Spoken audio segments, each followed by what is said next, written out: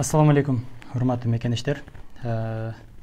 Биз сиздер менен кайра эле түз эфирде улантабыз. Урматтуу достор, бөлүшүп коюңуздар, мүмкүн болсо. Жана комментарийлерди калтырабыз. Суроо жооп болсо, ага да көңүл бурабыз, достор. Кыскача бүгүнкү сүйлөшө турган сөзүбүз сиздер менен пикир алмашуу катары. Кечээки бүгүнкү болгон окуяларга бир аз токтолобуз, достор. Андан кийин буга чейинки болгон комментарийлер боюнча дагы убагында жооп бере албасам дагы, кеч болсо дагы жооп бергенге туура келет, достор. Андыктан бир жарым саат убакытта биз менен бирге болуңуздар. Мен сиздер менен жарым саат сүйлөшкөнгө аракет кылам, достор. Көпчүлүк өзүңүздөр жазып атасыздар. Узак болуп кетти, узак созулуп кетти депчи. Ошондуктан, достор, бир аз кыскартканга аракет кылабыз. Андан кийин комментарийлерде дагы каалоолорду жазып атасыздар. Бир аз мындай бат-бат чыгып туруу максатта. Анда эске алабыз, достор. Кудай буйруса, сиздер менен эфирде, түз эфирде түзмө-түз пикир алмашуу бат-бат кылып турганга Кудайым күч кубат берсин. Сиздерге дагы ийгилик, анда эмесе кеттик, достор. Мен сиздер менен бүгүнкү сүйлөшүү, бүгүн пикир алмашуу катары кыскача теманы айтып өтсөм, биздин сыртта иштеп жүргөн мекендештердин ал акыбалы, алардын укуктары мурдакы болгон окуялар боюнча шайлоого тиешелүү, достор. Ушул боюнча кыскача маалымат берип, сиздер менен мындай бөлүшүп кетсем. Достор, сиздер билгендей, буга чейинки теманы калтырабыз дагы. Анда мен сиздерге комментарийга бир аз көңүл буруп кетейин. Буга чейинки болгон түз эфирибизде комментарийлерди окуп, анын арасынан тандап, бизге тиешелүү реалдуу суроолорго жооп катары айтып кетейин, жана башка жөнүндө айтам. Элдияр Шерикбаев деген Facebook колдонуучу келечек жөнүндө оюңарды айткылачы, акылыбыз жетпей баратат деп бизге комментарий узатыптыр. Достор, ишенесиздерби? Биздин акылыбыз жетпей калды бул күндөрү. Эмне себептен? Себеби биз ойлогонбуз да.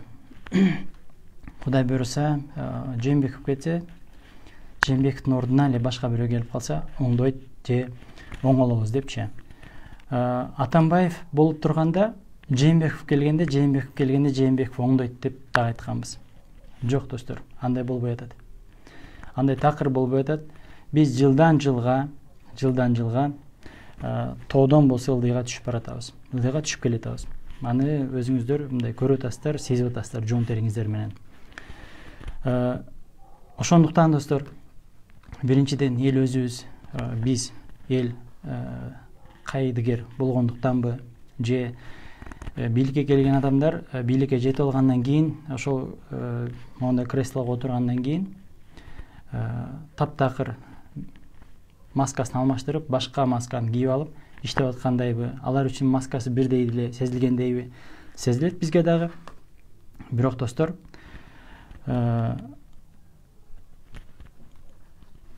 азыр мен сиздер менен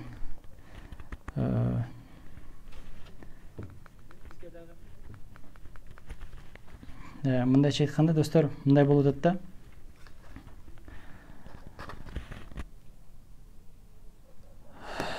Шайлоого чейинки убадалар, шайлоого чейинки мындай ишенимдүү убадаларды бергени ар бир кандидатка ал белгилүү.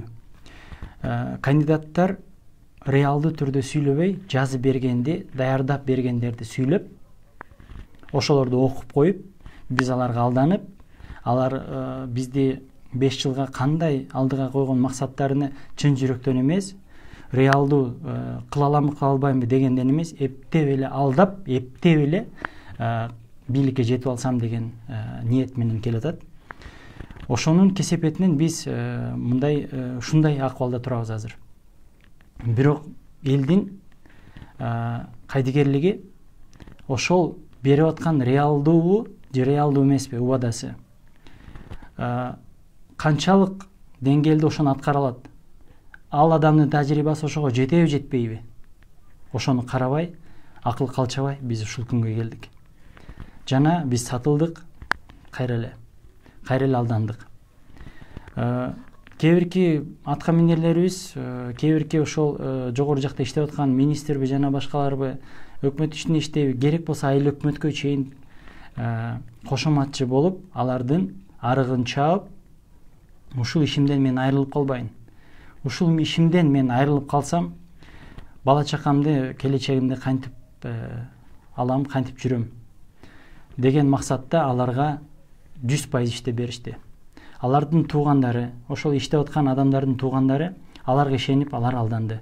Себеп дегенде туугандары болсо аларды карайчы, алар эмне десе ошону айтчу. Себеп дегенде угуп эле аттык, көрүп эле аттык. Ата-энелери болсо мен балам бир жерге ишке кирип калган болчу.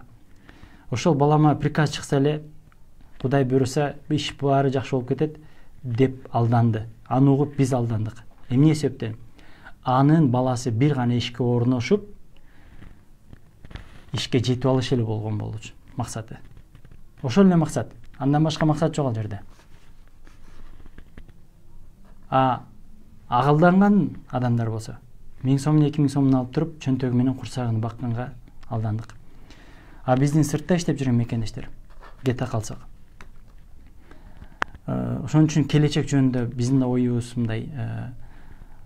Биз эл кайдыгер болбой, таза шайлоону өткөзүп, таза инсанга добуш бермейинче, таза адамдарды бийликке алып келмейинче биз келечекти көрбөйбүз. Келечекти көрбөй калдык. Келечек көрүнбөй калды, мындайча айтканда. Ошондой достор. Андан кийинкиси сыртта иштеп жүргөн мекендештер боюнча, сыртта иштеп жүргөн мекендештерге алар болушунча максималдуу түрдө шайлоого катышканга аракети өтө чоң. Ага эмне себеп? Бийликке келген адамдар, кайра эле ушул эле азыркы бийликте турган адамдар укуктук маселе боюнча шайлоого болгон укугуну тепселеп аткан убактысы. Себеби эмнегеде? Мыйзам кабыл алынды. Шайлоо боюнча мыйзамдар да кабыл алынды. Бирок сыртта иштеп жүргөн мекендештерге эч кандай өзгөртүүсүз ошол боюнча калды. Ага эмне себептер? Бир эле себеп. Алар кимге добуш берет? Себеп дегенде көрүнүп калды. Мына ушунча жыл сыртта иштеп жүргөн Садыр Жапаров буга чейин, камалганга чейин сыртта жүргөн мекендештер менен бирге, как мигрант катары. Убагында Камчек Кыдыршаевичке, Камчек Ташиевке мындай суроо берген. Биздин сыртта иштеп жүргөн мекендештер. Мекенчил партиясына эмне үчүн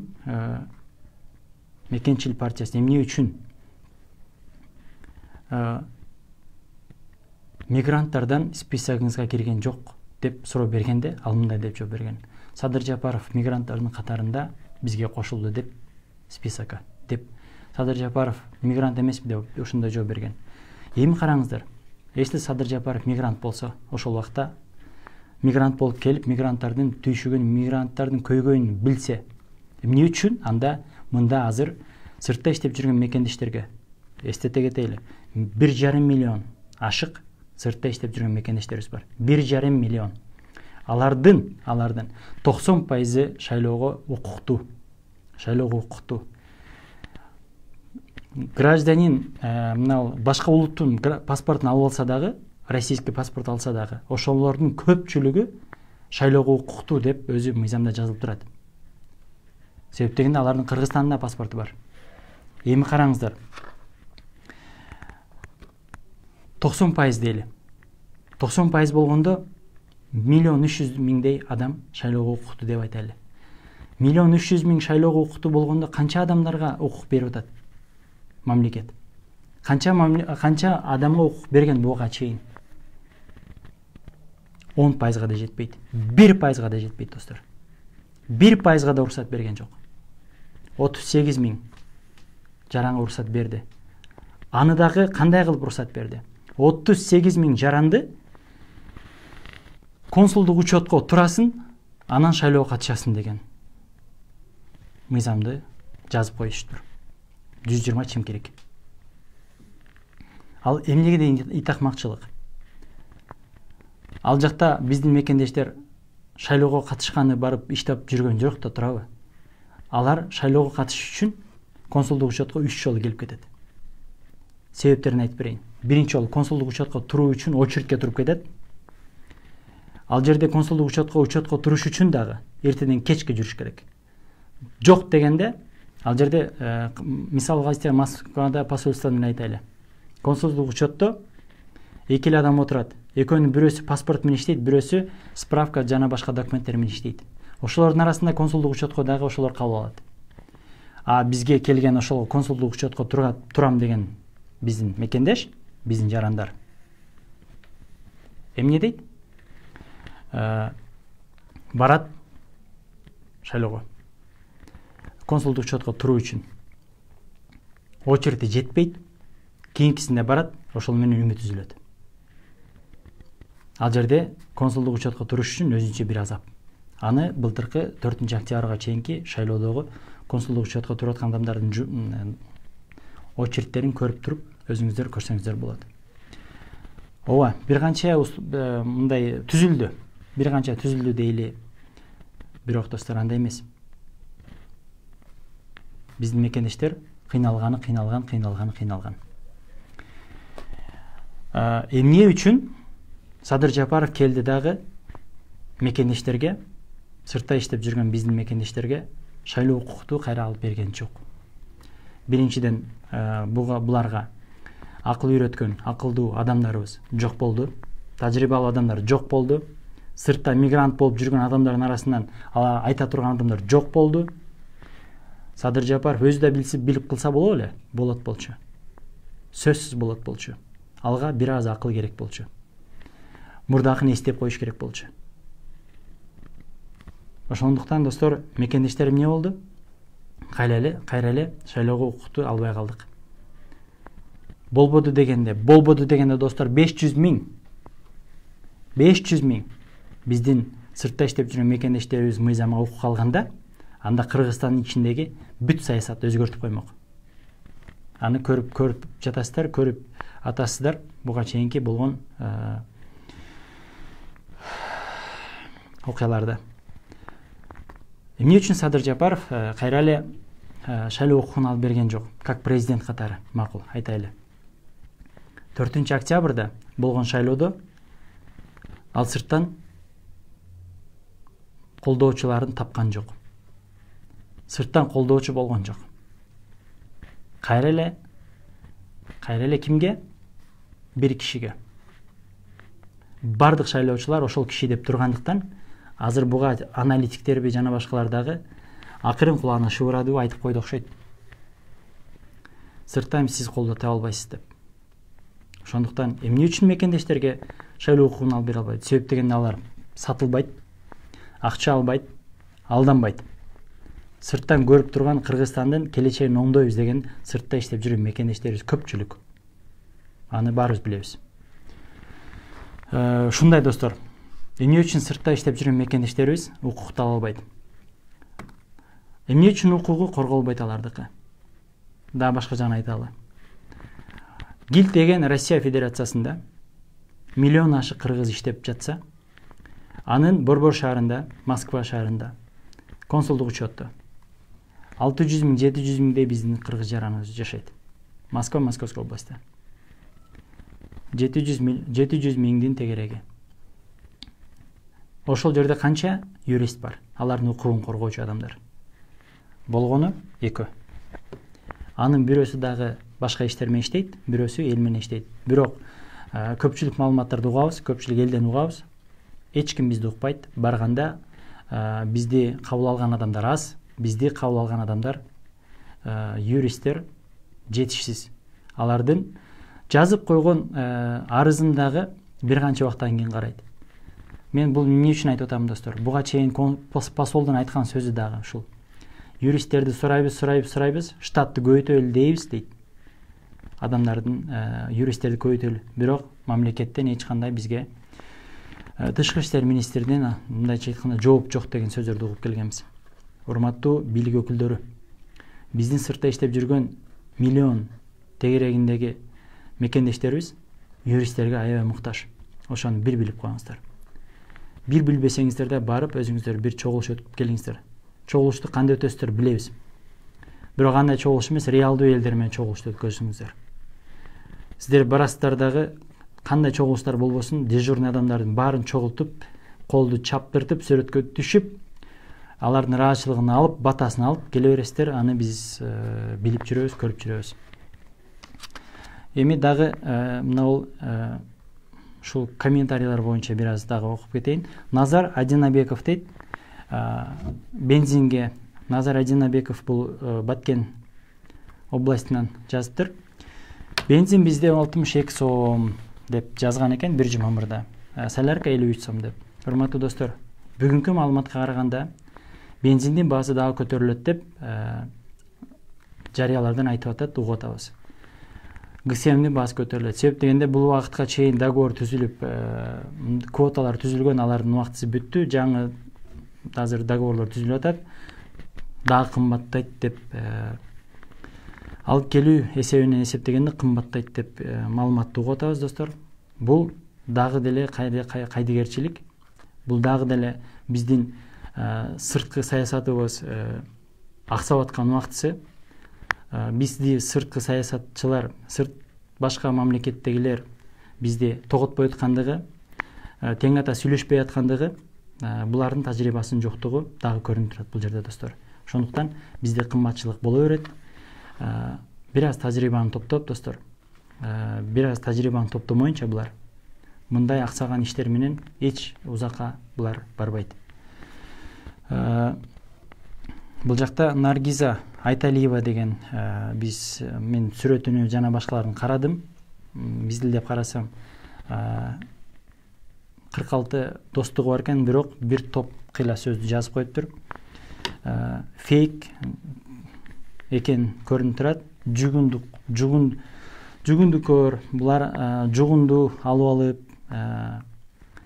булар бирөөнүн арыгын чабып атат, бир канча жаман сөздөр менен жазыптыр. Урматтуу Наргиза Айталиева, макул, биз бирөөнүн арыгын чабып атсак, сиз анда биз менен биздин эфирлерибизди көрүп,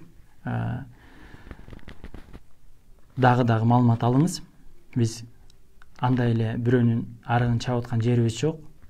Биз бийликтин кыла албай аткан иштерини жөнөкөй жаран катары комментарий берип айтып атабыз. Сиз бизге айтып атасыз. Ошондуктан урматтуу, тилиңизди бир аз оңдосоңуз аябай жакшы болот.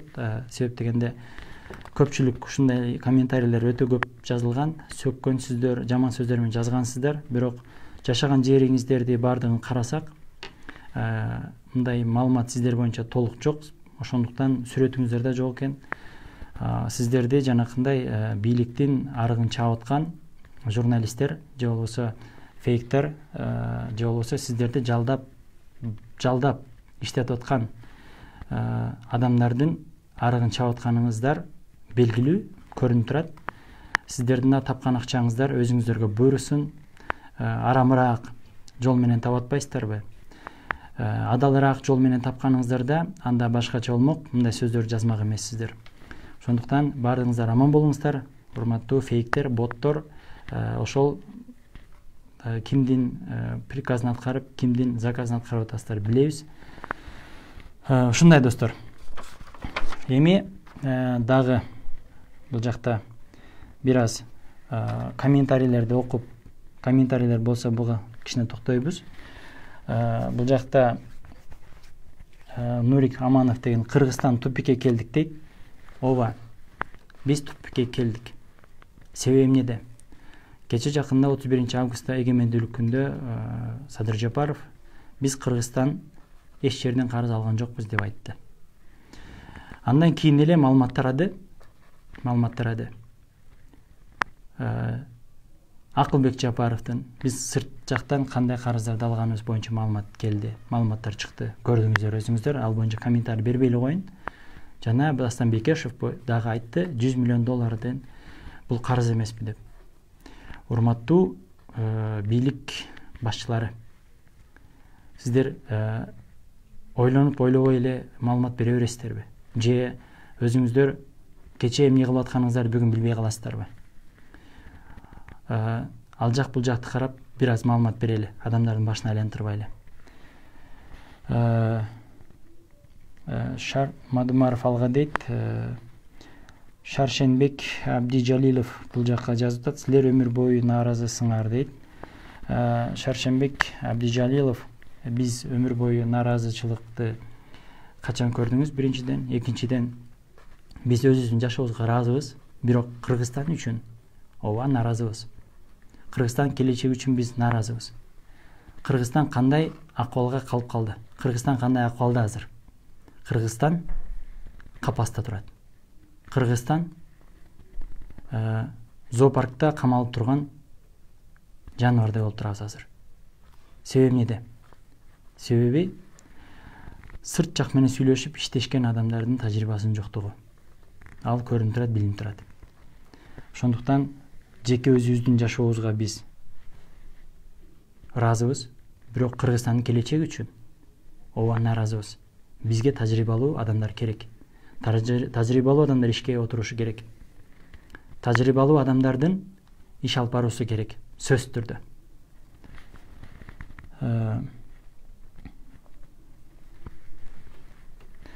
Дагы салам алейкум, бул шайлоодо оппозициялык күчтөр биригип чыга алабы, жок дегенде альянс болуп бийликти каршы дейт. Кубаныч Кызаев деп жазып атат. Бир канча оппозициялык мындай оппозиция болмуш партиялар бар, билесиздер анын аттарыны. Алар 2-3 партия биригүүлөр боюнча азыр соц тармактарда маалымат жүрүп жатат. Бирок достор, канчалык аягына чейин турушат? Жана канчалык реалдуу түрдө оппозициялык боло алат алар? Жок достор. Оппозиция болуп келген партияларыбыз бар, оппозиция болуп жүргөн партиябыз бар. Ал жалгыз эң күчтүү таза партиялардын бири бул Бүтүн Кыргызстан партиясы, аны баары билесиздер.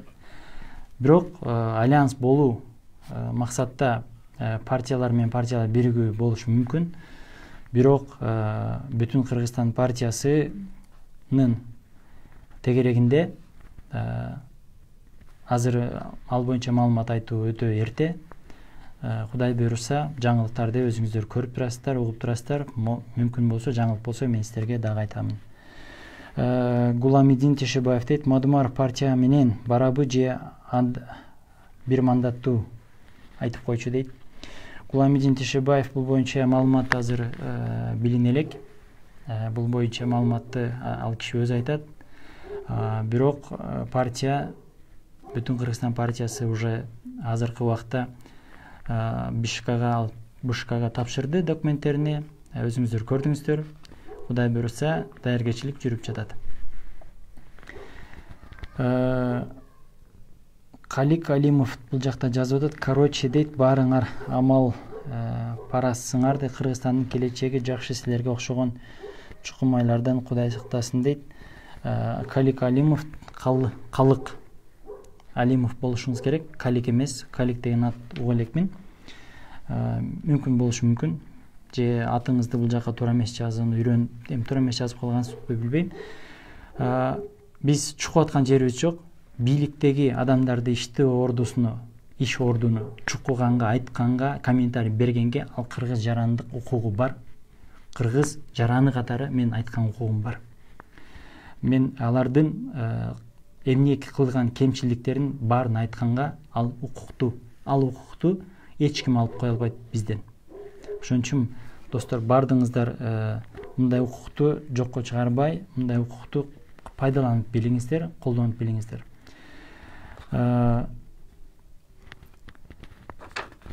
Кыскача ушундай достор. Дагы эмне жөнүндө айта кетсем, бизде Кыргызстанда бир гана пиар шоулардын сценарийлердин түзүлгөндөрү гана көрүп жатабыз. Андан башка эчтеме көрбөй атабыз. Пландар гана айтылып атат. Мындай курат, мынал курулуп жатат, мынандай план түзүлүп атат. Ушулардын баардыгын пиар кылып, ооба 30 жылдан бери аткарылган нерсени, аткарылбаган нерселердин баарын аткарып койду. Буга чейин ким эмне кылды эле? Урматтуу, ошол дежурный каналдар, дежурный YouTube каналдар, дежурный Facebook страницада чыгып аткан биздин фейктер жана боттор силердин маалымат таратканыңар бул өтө туура эмес. Керек болсо Баткендеги курулган үйлөрдү оформить этип, өзүңөргө оформить этип алганыңар ачык айкын көрүнүп турат. Жана убагында Баткен окуясында чоң ситуация болгондо дагы бир канча нерселерди өзүңөргө оформить этип алгансыңар. Башка бирөөлөр жасаганды биз жасадык деп мактанып чыкканыңар, анын артыңардан дагы жалган чыккан до концаларга силерге айтып атам мен. Шаар ичинде маршруткалар токтотуп койгон жеринен жанакы Үмүт президенттин келинчеги биринчи айым деп коесуздар го сиздерчи. Кайсыл статус менен андай алды билбейм. Ошол биринчи айымдын жасаган эмгеги деп автобустарды койдук дегенсиңер, ал да калып чыкты. Ал дагы башка компаниянын атынан чыгарылгандыктан биз сиздер өзүңүздөргө мындай оформить этип алгансыздар. Аны дагы ушундай сиздердин өзүңүздөргө алып алган, сиздер өзүңүздөрдүн атыңыздардан жасап алган оформление кылдыртып каныңарды качан токтотосуңар билбейм. Анын бир эле себеби кечеки Баткен областында дагы курулган үйлөрдү дагы ушундай үйлөрдү, ушундай мектептерди курдурттук деп жалган маалыматтарды тараттырдыңар. Сиздерге бул көнүмүш адат экен. Эми дагы жазып атасыздар, кечеки 31-августта мынандай укмуш, мындай деди, андай деди деп бир көкмээ жазып атат. Аны дагы көкмээ мактап атат. Буга чейин андан сонун иштер болуп келген. Силер кече эле туулуп калгандай болбой, мындай көзүңөрдү чоңураак ачып, мурдакы маалыматтарды алып окуп көргүлө. Же бир жактан чыга калгандай көрүнөсүңөр силерчи. Же бир жактан чыга калгандай сезилесиңер. Же башка жактан келип калгандай сезилесиңер. Эми по факту ошондой эле башка жактан келип калдыңар көпчүлүгүңөр. Бирок маалыматты мурда мындан сонун иштер болуп келген. Буга чейин дагы реалдуу иштер болуп келген. Бирок мынчалык пиар, мынчалык шоулорду ал убакта эч ким аткарган эмес, эч ким кылган эмес. Мындай видео клиптерди, мындай клиптерди ырлары менен эч ким чыгарган эмес ал убакта. Мындай тойлор эч жерде болгон эмес. Ошондуктан бир аз тооба кылып, урматтуу дакансалар, бир аз тооба кылып, анча ал жак бул жакты карап, пахта коет десе эле кое бербей, реалдуураак болгула. Достор, ушул менен биз мен мына бүгүнкү эфирдимде бир жарым саат менен жарым саатта теңеген болчумун. Жарым саатта токтотоюн деген аракетим бар болчу. Эмне деймин? Урматтуу мекендештер, сыртта жүргөн мекендештер, биздин сыртта жүргөн 1,5 миллион иштеп жүргөн мекендештер, сиздерге кайрылам. Эң алгачкысы кайдыгер сиздер болуңуздар. Себеп дегенде Кыргызстандын келечегин оңдоочу бир гана сыртта жүргөн таза мекендештер гана калды. Кыргызстанда аз. Себеп дегенде эмне үчүн? Көпчүлүк адамдардын сатылып кеткендигинен, көпчүлүк адамдардын бийлик ордуну сактап калуу үчүн ар кандай мактоолорду, ар кандай жактоолорду кылып, булар өз иш ордун сактап калуу үчүн ар кандай ыкмаларды колдонуп атат. Ошондуктан силер мындайча айтканда, орусча айтканда независимыйсыңар. Акчага дагы жана бийликке дагы. Ошондуктан урматтуу сыртта иштеп жүргөн мекендештер, сиздер кайдыгер болбой, ушунусунда шайлоого катышып, консулдук каттоолордон өтүп, ошол жактагы консулдук учеттого туруулардын шарчысын алыңыздар. Сиздер буйруса Кыргызстанга келип жашаганга өзүңүздөргө чоң шарт түзүңүздөр. Ошол менен Кыргызстан сакталып, Кыргызстан боюнча калып калышы толук ыктымал. Ошондуктан урматтуу мекендештер, сыртта иштеп жүргөн мекендештер, сиздер Кыргызстанга чоң өзгөрүш, чоң бир айырма менен шайлоолорду өткөзө аласыздар, аны биз билебиз. Ошондуктан кайдыгер болбоңуздар, шайлоого катышыңыздар жана Кыргызстанга эртерээк келип, Кыргызстандын келечек муунун, келечекти кармап калууга сиздер жардам бериңиздер. Жана ошол жакта иштеп жүргөн мекендештер, бала чакаңыздар ал жакта калып кетиши толук ыктымал. Ошондуктан достор, аталар, апалар, сыртта иштеп жүргөн мекендештер, канчалык топтоп бир аз болсо дагы өзүңүздөргө бир сандыгыңыздарды топтосоңуздар дагы келиңиздер, Кыргызстанды келечегин сактап калайлы. Кыргызстан биздин келечеги биздин колубузда. Биздин улуу муундар бизге чейинки аракетин жасап келишти. Мындан кийинки аракетти биз жасайлы.